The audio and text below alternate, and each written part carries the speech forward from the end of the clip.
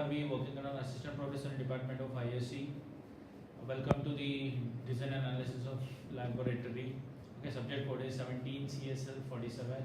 So today I'll be explaining you the program 6, that is a dynamic programming and 3D method. You're going to solve the knapsack problem. Now what do you mean by a knapsack problem? That I'll be explaining in a program.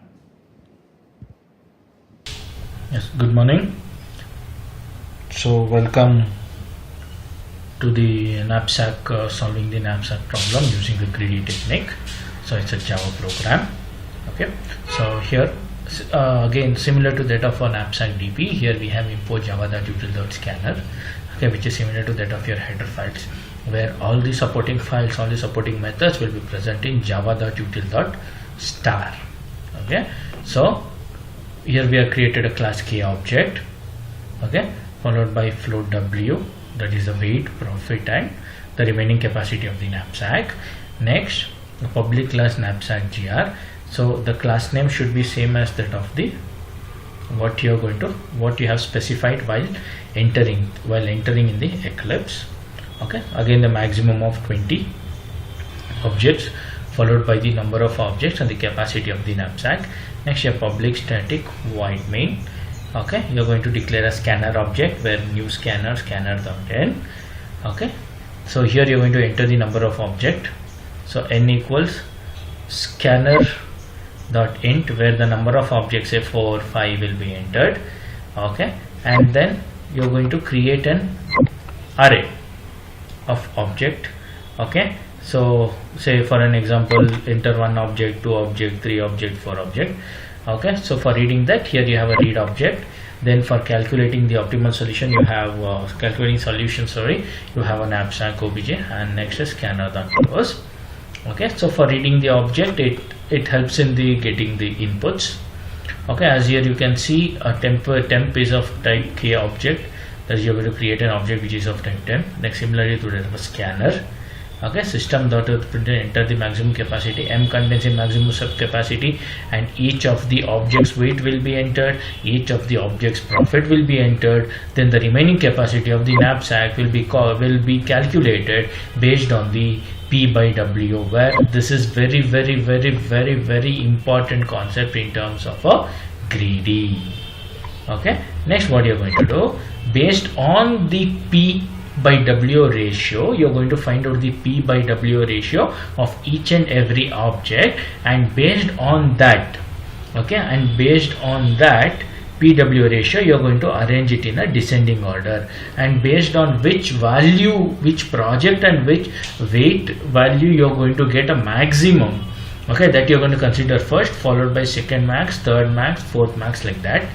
Okay, so initially you're going to arrange it. So how you are going to calculate? So 2 for loops, n-1, n-1 minus I. Okay, if object of j, the remaining capacity, if it is less, then what you are going to do? You are going to swap the two objects. Now what is this r? This r is nothing but, okay, the p by value of, say, object of 1 of p, object of 1 of w, object of 2 of p, object of 2 of w. Okay, so after swapping, here we have a static void knapsack. Okay, so here the value, here there's a considering of a fractions also. So here I've considered a float of x, next float of total profit, int of I, and it's a place value. So where you're going, it acts as a temporary object that holds the capacity of the knapsack. So initially the total profit will be 0. So for I equals 0, I less than I plus plus, initially the value will be 0. Next, if the weight of the particular object, if it is greater than the capacity of the knapsack, then you are going to eliminate that particular object, else you are going to calculate the profit. Now what will be the total profit?